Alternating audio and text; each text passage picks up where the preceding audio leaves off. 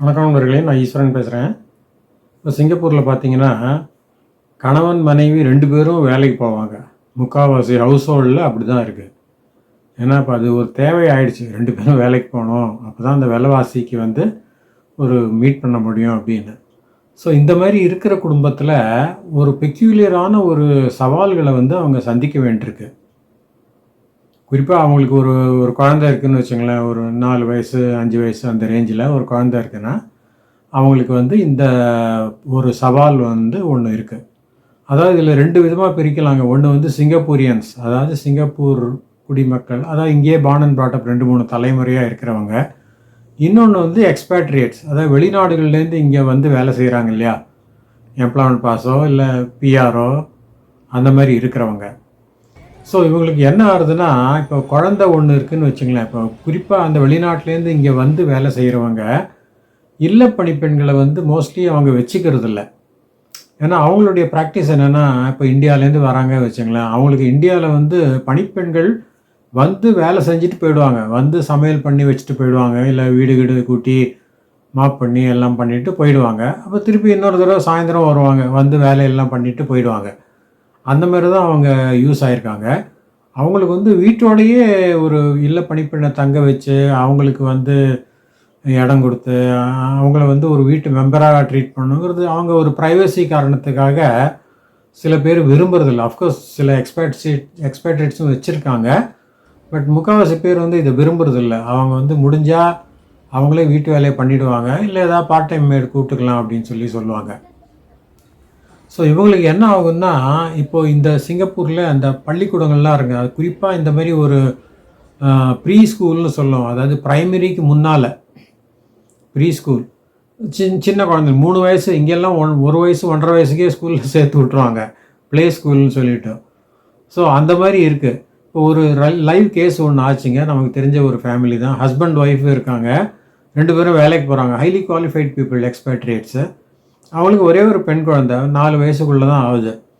அவங்க ஒரு பெரிய இன்டர்நேஷ்னல் ஸ்கூலில் போட்டிருக்காங்க. அதாவது இந்த மாதிரி இந்த ஸ்கூல்லையே ப்ரீ ஸ்கூல்லையே கொஞ்சம் ஒரு நல்ல பெரிய காஸ்ட்லியான ஸ்கூலில் அங்கே போட்டிருக்காங்க. ஸோ அங்கே இவங்க தான் 2 பேரும் கொண்டு விடுவாங்க காலையில். ஏன்னா 8 மணிக்குள்ளேயே கிளம்பிடுவாங்க, ஆஃபீஸ் போனோம். அதனால் குழந்தைய கொண்டு அந்த ஸ்கூல் டைமிங் ஒரு 8லேருந்து ஈவினிங் 4:30 வரைக்கும் உண்டு. ஸோ இவங்க 2 பேரும் டெய்லி கொண்டு விட்டுருவாங்க காலையில். ஒரு நாள் என்னாச்சுன்னு பார்த்தீங்கன்னா, அவருக்கு கொஞ்சம் ஹஸ்பண்டுக்கு கொஞ்சம் ஏதோ வேலை இருக்குது, நான் சீக்கிரம் போகிறேன், நீயே கொண்டு விட்டுருன்னு மனைவி கிட்ட சொல்லியிருக்காரு. ஸோ மனைவி இந்த பெண் குழந்தையை கூப்பிட்டு வந்திருக்காங்க. அவங்க அப்படியே ஸ்கூலில் விட்டுட்டு அப்படியே ஆஃபீஸ் போயிடலான்னு வந்திருக்காங்க. ஸோ ஸ்கூலில் கொண்டு போய் விட்டோடனே இந்த இதிலெல்லாம் ஸ்கூல்ஸ்லாம் என்ன பண்ணுவாங்கன்னா, டெம்பரேச்சர் செக் பண்ணுவாங்க குழந்தைக்கு. அதாவது உள்ளார போகிறதுக்கு முன்னால் டெம்பரேச்சர் செக் பண்ணுவாங்க. அப்புறம் hand food and mouth disease இருக்கா அப்படின்னு பார்ப்பாங்க. HFMD அப்படின்னு பேர், அது பார்ப்பாங்க. அதுக்கப்புறம் தொண்டையில் டார்ச் லைட் அடித்து பார்ப்பாங்க. டாக்டர் மாதிரி இது கிட்டத்தட்ட கண்ணில் டார்ச் லைட்லாம் அடித்து பார்ப்பாங்க, ஏதாவது பிரச்சனை இருக்கான்னு பார்ப்பாங்க. ஸோ இந்த பெண்மணி இந்த பெண் குழந்தையை கூப்பிட்டு போய் விட்டுருக்காங்க. அவங்க டெம்பரேச்சர் பார்த்தாக்க இவங்களுக்கு காய்ச்சல் இருக்குது, 37.5 37.8 சம்திங். இது அவங்க ஸ்கூல் ரூல்ஸ் படி இந்த அளவுக்கு மேலே டெம்பரேச்சர் இருந்தால் அவங்க அட்மிட் பண்ணக்கூடாது குழந்தைய.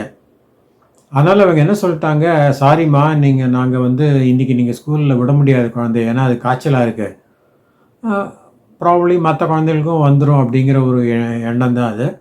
அதனால் நீங்கள் தயவு பண்ணி கூப்பிட்டு போயிடுங்க அப்படின்ட்டாங்க. ஸோ இவங்க மாட்டின்ட்டாங்க. இப்போ குழந்தைய ஸ்கூலில் விட்டுட்டு இவங்க ஆஃபீஸ் போகலான்னு தான் வந்திருக்காங்க. ஆனால் திருப்பி கூப்பிட்டு போயிடுங்க வீட்டுக்கு, ஸ்கூலில் நாங்கள் ஏற்றுக்க முடியாது அப்படின்னு சொன்ன உடனே இவங்களுக்கு என்ன பண்ணுறதுன்னு தெரில. அஃப்கோர்ஸ் இவங்களுக்கு வீட்டில் பார்த்த வரைக்கும் ஒன்றும் காய்ச்சல்லாம் இருந்த மாதிரி தெரியல இவங்களை பொறுத்த வரைக்கும். ஆனால் அவங்க தெர்மாமீட்டர் வச்சு பார்த்தா அது காட்டுது. அதனால் இவங்களுக்கு இது ஒரு பெரிய சவால் ஆகிடுச்சு. அதாவது அன்றைக்கி ஏதோ முக்கியமான வேலை வேறு இருக்குது ஆஃபீஸில், அதனால் அவங்களுக்கு லீவ் போடுறதும் கொஞ்சம் கஷ்டம். ஸோ அவங்களுக்கு ஃபோன் பண்ணி எல்லாம் பண்ணணும். அதே நேரம் குழந்தைக்கு உடம்புனா அதுவும் ஒரு முக்கியமான ஒரு விஷயந்தான். அதனால் அந்த இருதலை கொள்ளி எறும்புமாங்களே, அது மாதிரி அவங்க ஆஃபீஸுக்கு போகிறதா இல்லை லீவ் கேட்குறதா இல்லை குழந்தைய என்ன பண்ணுறது அப்படின்னு சொல்லிட்டு அவங்க ஒரு திண்டாட்டத்திலே தான் இருந்தாங்க. ஸோ இவங்க இல்ல பணிப்பெண்ணும் இல்லை இவங்க வீட்டில். அதனால் வேறு வழி இல்லை, இவங்க தான் வீட்டுக்கு கூப்பிட்டு போய் அந்த குழந்தைய வச்சு மருத்துவ வசதி எல்லாம் செஞ்சு கொடுக்கணும். அதுதான் இவங்களுடைய பொறுப்பாயிடுச்சு இப்போது. ஸோ இதே இப்போது சிங்கப்பூரியன் ஃபேமிலியாக இருக்குதுன்னு வச்சுங்களேன். சிங்கப்பூரியன் ஃபேமிலி, அதாவது 2-3 ஜென்ரேஷனாக இங்கேயே பிறந்து வளர்ந்தவங்க. அந்த மாதிரி இருந்தால் அவங்களுக்கு வந்து ரிலேட்டிவ்ஸ் இருப்பாங்க. குறிப்பாக அப்பா அம்மா இருப்பாங்க, அதாவது குழந்தையோட தாத்தா பாட்டி இருப்பாங்க. அவங்கள்ட்ட கொண்டு விட்டுறலாம், இல்லை அவங்கள வந்து இருக்க சொல்லலாம். வேறு ஏரியாவாக இருந்தால் கூட கொஞ்சம் வந்து இருங்க வீட்டில், எனக்கு முக்கியமான வேலை இருக்குது அப்படின்னு சொல்லிட்டு அவங்க போயிடலாம் அந்த மனைவி. ஸோ இந்த மாதிரி எக்ஸ்பேட்ரியேட்ஸுக்கு அந்த மாதிரியும் கிடையாது. அவங்க யூஸ்வலாக குழந்த பிறந்த உடனே மோஸ்ட்லி சிங்கப்பூர் டெலிவரியோ இல்லை இந்தியா டெலிவரியோ இருக்கலாம். அப்போ வந்து சிங்கப்பூர் டெலிவரியாக இருந்தால் அவங்க அம்மா யாராவது வருவாங்க கூட இருக்கிறதுக்கு. அவங்களும் வந்து சோஷியல் விசிட்டில் தான் இருக்க முடியும். ஸோ ஒரு 3 மாதம் 4 மாதம் அந்த மாதிரி தான் இருக்க முடியும். மேலும் அவங்களால லாங் ரேஞ்சில் இருக்க முடியாது. அவங்க விசா கொடுத்தா கூட, ஏன்னா அவங்களுக்கு உள்ள இந்தியாவில் வேலை இருக்கும். அதனால் அவங்க வந்து ஒரு ஸ்டேஜில் கிளம்புறேம்பாங்க. ஸோ அதே மாதிரி இப்போ பள்ளிக்கூடம் போகிற டயத்தில் கூட அவங்களால லாங் டைமில் தங்குற மாதிரி வர முடியாது. ஏதோ 1 மந்த் வரேம்மா, 2 மந்த் வரேம்மா, எனக்கும் வேலை இருக்குது அப்படின்னு சொல்லிட்டு போயிடுவாங்க. அதனால் இவங்க மாட்டிப்பாங்க. ஸோ இப்போ சிங்கப்பூரியன்ஸுக்கு அந்த கணவருடைய அப்பா அம்மாவோ இல்லை மனைவியோட அப்பா அம்மாவோ இல்லை யாராவது பெரியப்பா சித்தப்பா சித்தி அந்த மாதிரி ஏதாவது ஒரு லிங்க் இருக்கும். ஸோ யாராவது வந்து எமர்ஜென்சிக்கு ஹெல்ப் பண்ணுவாங்க. அது வந்து இந்த மாதிரி எக்ஸ்பேட்ரியேட்ஸாக வர்றவங்களுக்கு அந்த மாதிரி ஒரு வசதி வந்து கிடைக்காது. ஸோ 4:30 மணிக்கு ஸ்கூல் முடிஞ்சிடும் மோஸ்ட்லி. ஆனால் அவங்களால வந்து அவ்வளோ சீக்கிரம் வர முடியாது. அதனால் அவங்க என்ன பண்ணுவாங்க, ஸ்கூல்லேயே அரேஞ்ச் பண்ணுவாங்க. இந்த பாருங்கள் கொஞ்சம் எக்ஸ்டெண்டடாக வச்சுங்க, 6:30 மணி 7 மணி வரைக்கும் வச்சுங்க, அது எதாவது எக்ஸ்ட்ரா ஃப்ரீயாக இருந்தால் நான் கொடுத்துட்றேன் அப்படின்னு சொல்லிட்டு பண்ணுவாங்க. ஸோ ஏன்னா அவங்களுக்கு வந்து வேலை முடிகிறதுக்கே ப்ராபப்ளி 5:30 6 ஆகிடும். அதுக்கப்புறம் வீட்டுக்கு வர்றதுக்கு 7 கூட ஆகலாம். அதுக்கப்புறம் வந்து அவங்க கூப்பிட்டு வரணும். அதனால் இந்த மாதிரி பண்ணுவோம். எனக்கு தெரிஞ்ச ஒரு ஃபேமிலிங்க, தெலுங்கு ஃபேமிலி தான். அஃப்கோர்ஸ் அந்த பையன் வந்து கொஞ்சம் பெரியவனாக ஆகிட்டார். ஒரு 9 வயசு 10 வயசு ரேஞ்சில் இருக்கார். அதனால் ஓரளவு பொறுப்பு வந்துடுச்சு. இவங்க 2 பேரும் ஒரு பையன்தான். 2 பேரும் காலையில் 7 மணிக்கு கிளம்பிடணும் ஆஃபீஸ்க்கு. 2 பேருமே ஐடி ப்ரொஃபஷனல்ஸு. காலையில் 7 மணிக்கு கிளம்பிடணும். அதனால் என்ன பண்ணுவாங்க, இந்த பையனை வந்து ஏதோ ஒரு இந்த மாதிரி ஒரு ஸ்கூலில் சேர்த்துருக்காங்க, போர்டிங் ஸ்கூல் மாதிரி வச்சுக்கலாம்னு வச்சுங்களேன். அதாவது பர்மனெண்ட் போர்டிங் இல்லை, எக்ஸ்டெண்டட் ஹவர்ஸ் வரைக்கும் தங்கலாம். ஸோ 7 மணிக்கு போயிடுவார் அந்த பையன் அந்த ஸ்கூலுக்கு. போனாலும் நைட்டு ஒரு 7:30 ஆகிடும். 2 பேரும் வர்றதுக்கு 7:30 8 கூட ஆகிடும். அதனால் ஆல்மோஸ்ட் 12 ஹவர்ஸு அந்த பையன் அங்கே தான் இருக்கணும். அஃப்கோர்ஸ் அவங்க உணவெல்லாம் கொடுக்குறாங்க, அதுக்கெல்லாம் பே பண்ணுறாரு இவர், நல்லா தீட்டிடுவாங்க $2000. ஸோ எல்லாம் சேர்த்து இருந்தாலும் கூட இந்த பையனுக்கு பாருங்கள், இந்த சாட்டர்டே சண்டே வந்தால் தான் ரிலீஃபு. அப்போ தான் பெற்றோர் வந்து வீட்டில் இருப்பாங்க. மற்ற நாள் பூரா காலையில் 7 மணிக்கு போயிட்டு நைட்டு 8 மணிக்கு தான் வருவாங்க. ஸோ இந்த பையன் திரும்பி வந்தார்னா கொஞ்சம் நேரம் 5 நிமிஷம் 10 நிமிஷம் பேசலாம், அப்புறம் படுத்து தூங்க வேண்டாம் சாப்பிட்டு. ஸோ இது என்ன வாழ்க்கைன்னு தெரியல இது நமக்கு. அதாவது பணம் வேணும், வேறு வழி இல்லை. இது ரெண்டுமே வந்து ஒன்றுக்கு ஒன்று ஒரு எது முக்கியம் அப்படிங்கிறத நம்ம டிசைட் பண்ணல தான் இருக்குது. பணம் வேணும் ஒவ்வொருத்தருக்கும். ஐடி ப்ரொஃபஷனல்னால் நல்ல சம்பளம் இருக்கும், 6000 7000 இருக்கும். ஸோ அவ்வளோ லேஸில் வந்து வேலையை விட்டுற மாட்டாங்க. அதே மாதிரி இன்னொரு கேஸ் இருந்தது எனக்கு. அதாவது என்னுடைய நண்பர் தான் அவரும் ஹஸ்பண்ட் அண்ட் ஒய்ஃப் 2 பேரும் வேலை செய்கிறாங்க. அவங்க தங்கினது எங்கேயோ இந்த உட்லண்ட்ஸு அந்த சைடு ரொம்ப தொலைவில். ஆனால் அவங்க ஆஃபீஸ் வந்து சென்ட்ரல் இதில் ஷாஃபில்ஸ் பிளேஸ் சம்வேர் தேர் 2 பேருக்குமே. ஸோ இவங்க என்ன பண்ணுவாங்கன்னா, ஒரு பணிப்பெண்ணை அப்பாயிண்ட் பண்ணியிருக்காங்க. ஃபிலிப்பீன்ஸோ மியான்மாரோ ஏதோ அப்பாயிண்ட் பண்ணியிருக்காங்க. இருந்தாலும் வந்து இவங்களுக்கு வந்து திருப்தி இல்லை. அதாவது இந்த பணிப்பெண் வந்து ஒழுங்காக பார்த்துப்பாங்களா குழந்தைய. அதுவும் பிறந்த குழந்தை ஹார்ட்லி லெஸ் தேன் 1 இயர் தான் ஆகுது. ஸோ அவ்வளோ சின்ன குழந்தைய விட்டுட்டு வரணும் பணிப்பெண்கிட்ட. அந்த பணிப்பெண்ணும் ஒரு சின்ன வயசு தான், லெஸ் தேன் 30 தான், அவங்க 20 சம்திங். ஸோ இவங்க என்ன பண்ணுவாங்க, சிசிடிவி வச்சுட்டு அதை வந்து அவங்களோட ஃபோனுக்கு வர்ற மாதிரி பண்ணிட்டாங்க. பண்ணிவிட்டு அங்கே ஆஃபீஸ்லேருந்து வாட்ச் பண்ணிகிட்டே இருப்பாங்க.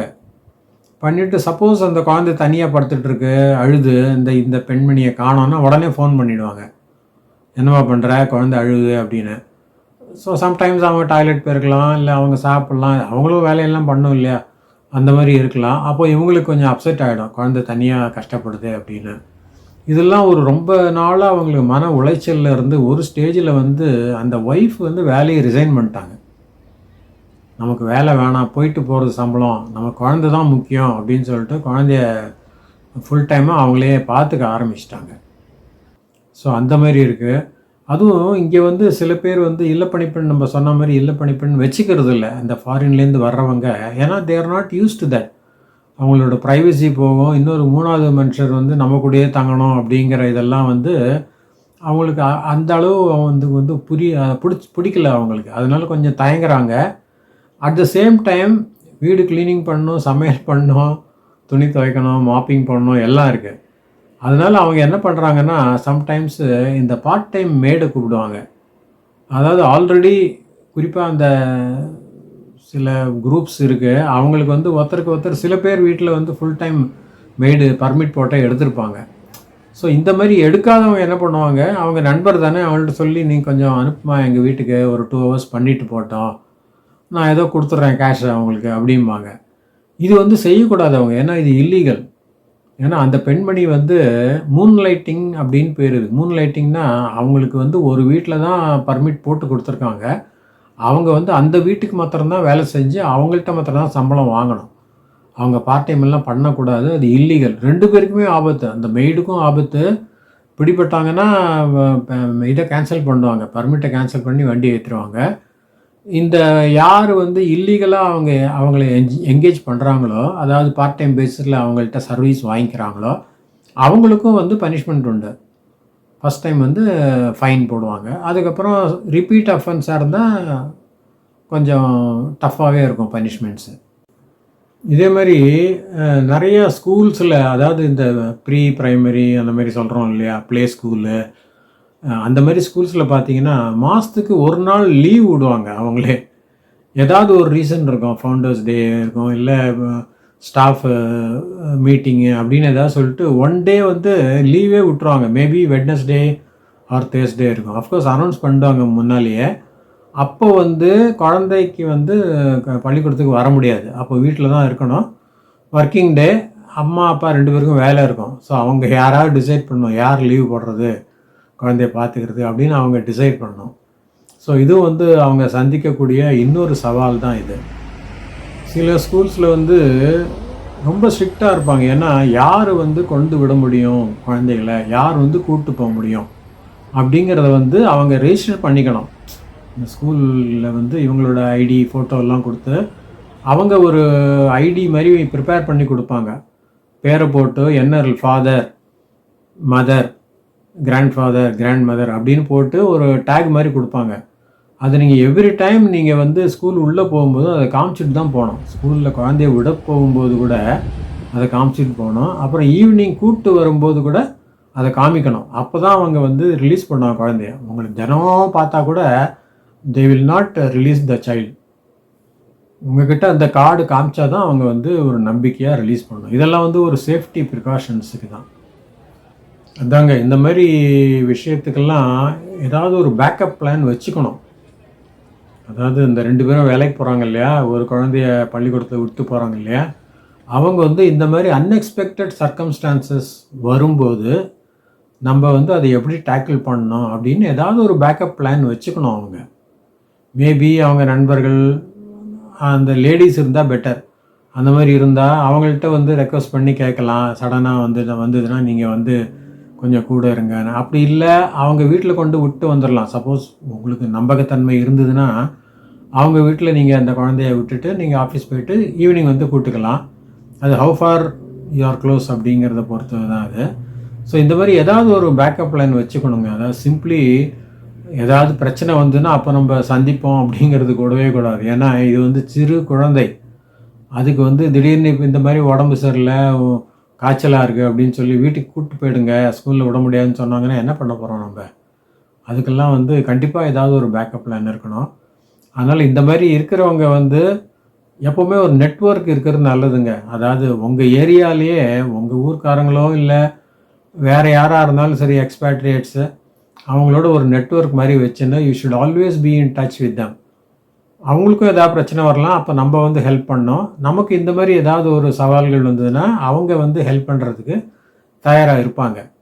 ஸோ அந்த மாதிரி இருந்தால் தான் எல்லாருக்குமே நல்லது. அப்படி இல்லை நம்ம ஒருத்தருக்கு ஒருத்தர் முறைச்சிருந்தோம், திரும்பி கூட பார்க்குறதில்ல, பேசுகிறதில்ல, ஒரு வெளியில் பார்த்தா கூட ஸ்மைல் பண்ணுறதில்ல, அப்படிலாம் இருந்தோம்னா நஷ்டம் வந்து நமக்கு தான்.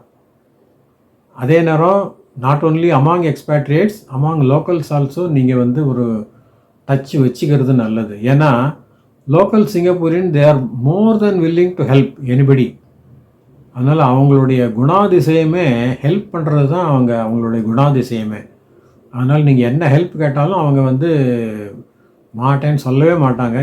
ஏதாவது ஒரு விதத்தில் வந்து they will be prepared to come to your rescue. அதனால் எக்ஸ்பேர்ட் டு எக்ஸ்பேர்ட் தான் நம்ம ஃப்ரெண்ட்ஷிப்பாக இருக்கணும்னு நினைக்கவே வேணாம். லோக்கல் சிங்கப்பூரியன்ஸ் கூட ஃப்ரெண்ட்ஷிப் மெயின்டைன் பண்ணணும். அது வந்து எல்லாருக்குமே நல்லது. அதனால் இந்த மாதிரி இருக்கிறவங்க கொஞ்சம் இதெல்லாம் ஞாபகம் வச்சுங்க. மீண்டும் சந்திக்கலாம். நன்றி, வணக்கம்.